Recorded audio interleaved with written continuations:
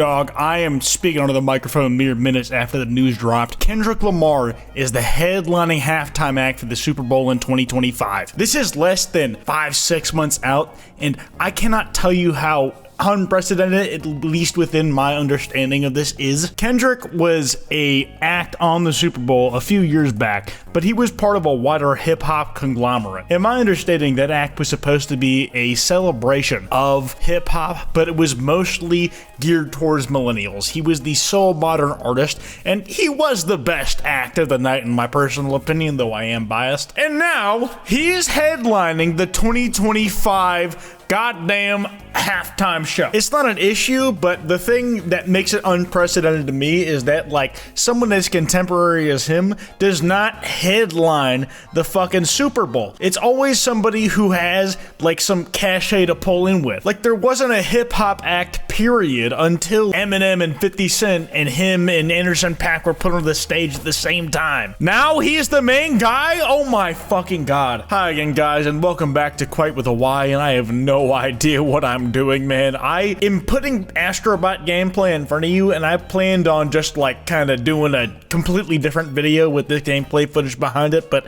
I cannot get over what I've been seeing. I need y'all to understand, Not Like Us is the biggest song in the country. I don't give a fuck if Morgan Wallen and Post Malone had the most consecutive #1 weeks during the summer. Not Like Us was the song of the summer to me. It was the most culturally impactful. There's no way you can deny that. Drake is about to get called a pedophile on the most televised event in America, if not the world. At least the most singularly televised one. Fuck it. I'm just gonna play some highlights from his actual announcement. Here, peep this. What the deal, everybody? My name Kendrick Lamar, and I'll be performing at Super Bowl 59. Will you be pulling up? I hope so. You know it's only one opportunity to win a championship. Meet me in New Orleans, February 9th, 2025. Wear your best dress, too, even if you're watching from home. I think this just kind of ties back into, like, we always thought Kendrick was done at a certain moment. Like, we thought, you know, the pop out was the end, and then it wasn't. Obviously, Not Like Us is a huge song. It gets a music video.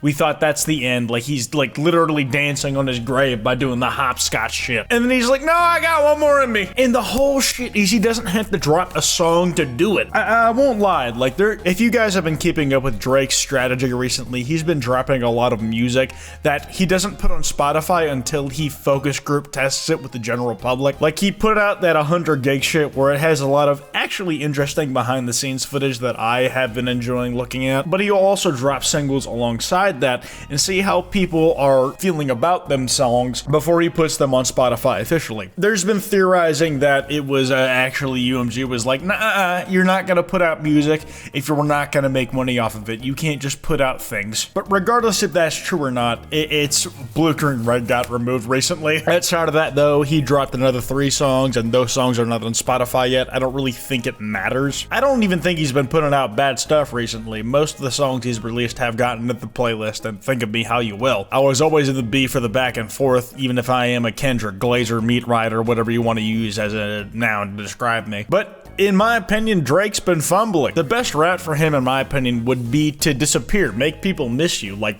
go away for a little bit. Maybe you get spotted in places, but you just become a mysterious motherfucker like Frank Ocean does all the time. Deprive your audience of music, even if they're standing by you. Come back with a beautiful, dark, twisted fantasy. He even has that in him still. We're all just talking optics of how Drake can handle things going beyond. The thing is with Kendrick, though, he doesn't even need to come out with a new track, even if he has 5 in stock, to keep bringing it up in a compelling way. He back-to-backs him once, then Drake drops a response.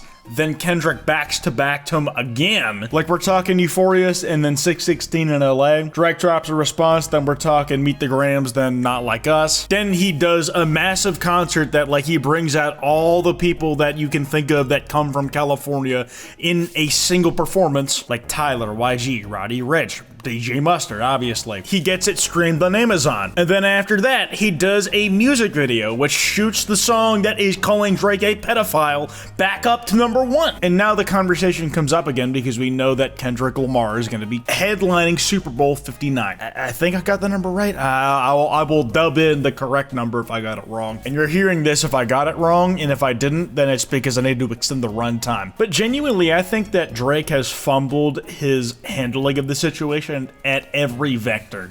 Even when he lost the beef itself, he has been too gung-ho with releasing music. He has not taken the time off or given his own artistry and his viewer base the breathing room that it needs to have in order for them to be more accepting of whatever he comes back with. He's just saturating the field in the way that he usually does when he needs to come back with something seminal. At least that's my opinion. The truth is, though, I want to kind of go through my dream set list for this Kendrick show. I need to Google how long a Super Bowl halftime show can actually be. Super Bowl halftime max length. Max length is also how I refer to people that like I am having sex with. They typically last from 12 to 14 minutes. All right, so if we wanted to get in full Kendrick songs in there, that's like 3 to 4, but I think we're gonna be going for mostly verses. I think Kendrick is gonna be going for some recent stuff, and I'd be lying if I said I didn't want him to go for some incredibly recent stuff, just like fucking focusing in on the hits. He can do all the choreography ahead of time and then figure out what the mix of the actual songs is gonna be.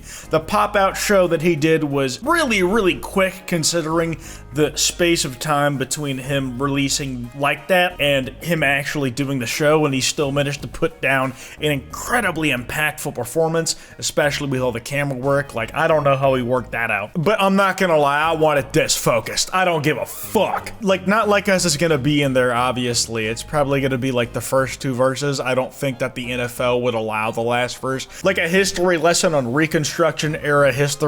Not likely to make it into the final cut, but I think that the Like That verse getting in there would be sick. I think parts of Euphoria can make it in. Obviously, I'm tweaking when I say that I just want to hear Meet the Grahams live, even if it's like host gear and music like distilled into a fucking liquid. If half his 12-minute performance, if we're going with the minimum, is just Meet the Grahams for 7 of it, yeah, like this, like fucking scared the shit out of the audience. Kendrick, please, I'm here for it. But like, if we're talking realistically, he should play the hits. You know, Humble is like obviously on the list, probably opens with that. All right, King Kunta.